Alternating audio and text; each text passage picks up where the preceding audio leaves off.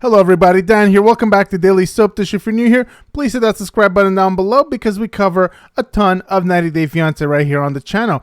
Alright, so let's get into it. Today we have a story for you about Kalani Fagata and her man Aswelu, as well as Jovi and Yara. So last week we saw Aswelu go to the strip club with Jovi and with Ed, and we also saw Aswelu looking like he was having a lot of fun on what was supposedly his first outing at the strip club. Well, that was last week. This week, Kalani is opening up about some trauma, about her personal life, and what kind of made her into the person that she is today. So there's two parts to the video. That's going to be the first part. The second part is going to be just looking a little bit at what's going on with Jovi and Yara, because Jovi kind of gets ousted by Big Ed about texting a stripper. So big trouble for Jovi and for Yara as well. So let's take a look at this Kalani piece because, Kalani has had a bit of an interesting life. She was basically a virgin until she was almost 29 years old. And she also grew up in the Church of Latter-day Saints. And so Church of Jesus Christ of Latter-day Saints.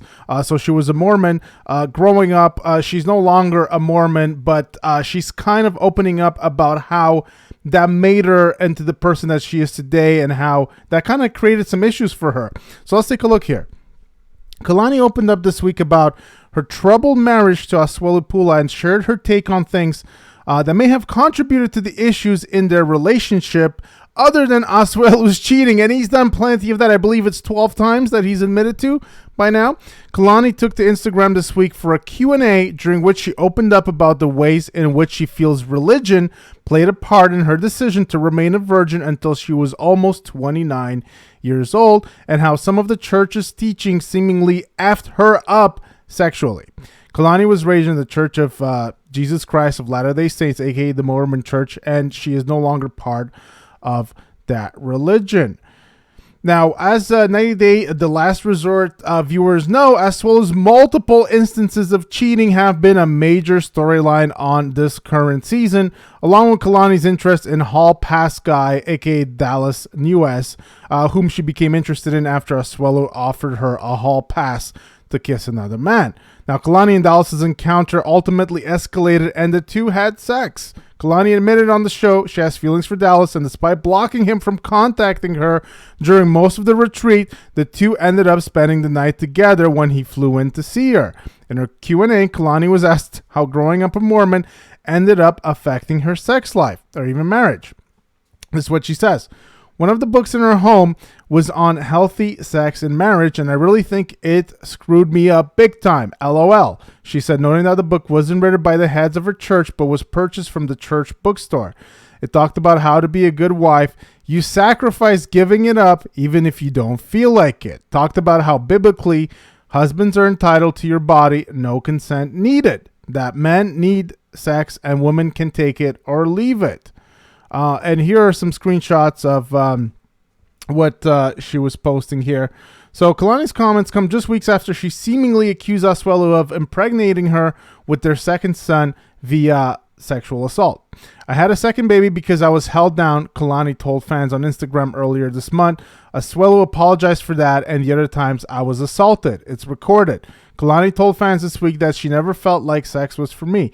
I figured sometimes it was better to just turn my head, cry, and pinch my arm to try to leave my body. Then you add the church's teachings of the importance of saving yourself and all the no one wants a licked cupcake or no one wants a chewed stick of gum rhetoric. Yeah, me and my therapist had an interesting time breaking that down. Kalani was also asked if it was ever okay for married men to go to a strip club, as Aswelu, Ed, and Jovi were seen doing on the most recent episode of The Last Resort. According to Kalani, it's disrespectful and cheating in my eyes. Not interested in any boy obsessed with seeing boobs and getting boners with his friends. Be a man or be a teenager, you can't be both. She also pointed out that the 90 Day man or boys knew they were being filmed while at the booby bar and still chose to act the way they did. If what was shown on TV was men knowing they're being recorded, I couldn't imagine what they do without the cameras. If my significant other wouldn't want me rubbing my bare titters and cooter cat on someone else, then they shouldn't be paying to have someone do that for them. Now, in response to a follower who insisted that Kalani, that two rights don't make her wrong, regarding her decision to pursue Dallas, the mom of two claimed she wasn't trying to make things right. She was simply giving her two-timing husband a taste of his own medicine. My New Year's resolution was to treat people how they treat me. I'm not a take the high road kind of bitch anymore. If you pave this mofo, I'm going to drag you back down it with me. I spent too many years being a codependent, people-pleasing doormat. That version of me is dead. And technically, I have like 11 wrongs to go. Because, you know, as we said, Asuelu supposedly cheated 12 times. So she only did it once. She has 11 times to go. Referring to the many times Asuelu has been unfaithful to her. So it's all very interesting. Now, I'm still not quite sure that I fully understand why Kalani is still with Asuelu, giving the accusations that he assaulted her, and that's how she got pregnant. To me, that's a little shocking, I have to say. I don't know what you guys make of that, because I do find that part very interesting. I think both of these people are very immature. That's just my opinion. Of course, Asuelu is something like 5 or 6 years younger than Kalani, and I do think that Kalani is a little bit messed up from all of the teachings that she had when she was younger. She does seem to be very immature, and I don't know, her emotional kind of compass seems to be all over the place. I don't really get what's going on with these two. I don't know why they're together. I don't know why Asuelu is going to the strip club. I don't know why Kalani is cheating on him. I don't really understand what's going on the show anymore. It seems like a total circus. It's like a free-for-all, a Royal Rumble, everything goes. Makes no sense to me. I don't know what you guys make of the whole thing, but I feel like the show has really changed. Not necessarily for the better. It just feels like everyone is cheating on everybody. It's a real train wreck kind of thing. So that's it for Kalani. You guys let me know what you make of that whole thing in the comment section down below. You guys let me know what you think that Kalani and Asuelu are together, because to me it just doesn't make any sense. I just don't really get it. Now, let's go and take a look at this right here, because this is actually funny. Now, you guys might or might not be able to see this, but basically what it is. So Ed right here says, oh, did you guys ask Jovi who he was texting last night? And then we're going to fast forward a little bit, and he's going to say that it was the Jamaican stripper, the stripper that he met in Jamaica. And even Angela is kind of shocked by this whole thing. She's like, come on, it's not funny. And here you have Yara kind of just being like, oh, be serious. Tell me who you texted. And then Jovi is kind of like, uh-oh, what did I get myself into? And Yara kind of goes on. And look at Ed. Ed is the ultimate troll. He drops the bomb, and then he just sits and just watches the carnage. This is kind of hilarious, I have to say. And as you guys know, I'm definitely not Ed's biggest fan by any means, but it's pretty funny how he just sits there and watches the carnage. I also don't really get why Jovi would trust Ed not to drop this bomb, because it seems like he always does. And in previous seasons, we've seen, Jovi and Ed kind of being at odds together. I forget which tell-all it was, but they were kind of really going at each other, and Jovi was really pissed with Big Ed. But that's basically what happens here.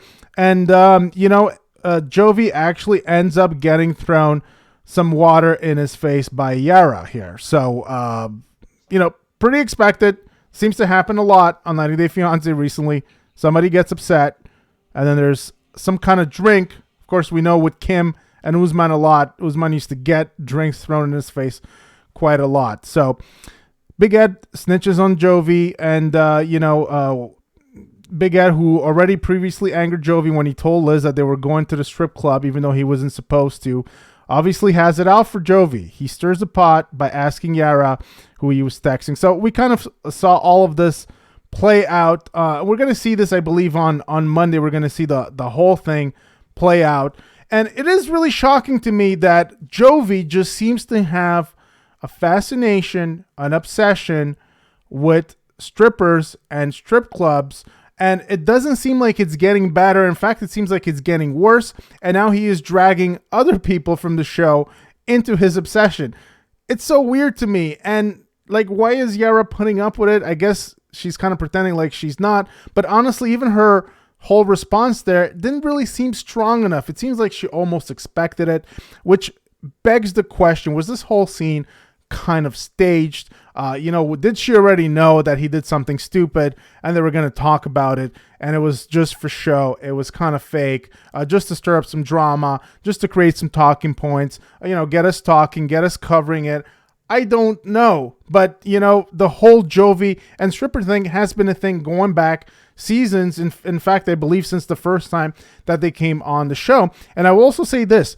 I do personally think that even though probably some of this was staged to some extent, because you could see it on Big Ed's face, it's almost like he knew he was going to drop this bomb. Probably the producers, TLC producers, told him, okay, Big Ed, we need some drama. Here's what you're going to do. Drop this bomb. He did his job. He dropped the bomb, and then he kind of just watched the carnage unfold. It just seems very suspect to me. But last time that we saw Jovi and Yara and they were going through Europe, and Yara wanted to kind of move to Europe. I believe the Czech Republic, wanted to buy an apartment there, wanted to stay there for an extended period of time. It did seem like these two did have some problems. Like they really weren't seeing eye to eye. And I actually thought that they were on borrowed time. In fact, I still think that. I wonder if the show and the money coming from the show is actually keeping them together. And I wonder if Jovi is kind of at a point where he just doesn't even care anymore. He's like, whatever, I'll just text a stripper. No big deal. Ed is going to call me out. Who cares? Because I don't really care all that much. I'm not exactly sure what's going on. I do find it really shady, really odd that this is happening. Like I said, this whole show is a train wreck. Everybody's basically cheating on everybody. Everything goes. I don't know what to make of it, guys. You guys let me know what you think about this whole thing in the comment section down below. Is going to see a stripper cheating? I think so, but you guys let me know what you think, because Jovi doesn't think that it's cheating, and I believe that the strippers also said that it wasn't cheating. So to me, it's kind of mind-boggling. But you guys let me know what you make of that whole situation in the comments down below. Hope you guys did enjoy the video. Please give it a big thumbs up if you did. Hit that subscribe button down below. And I will see you guys on the next one. Take care.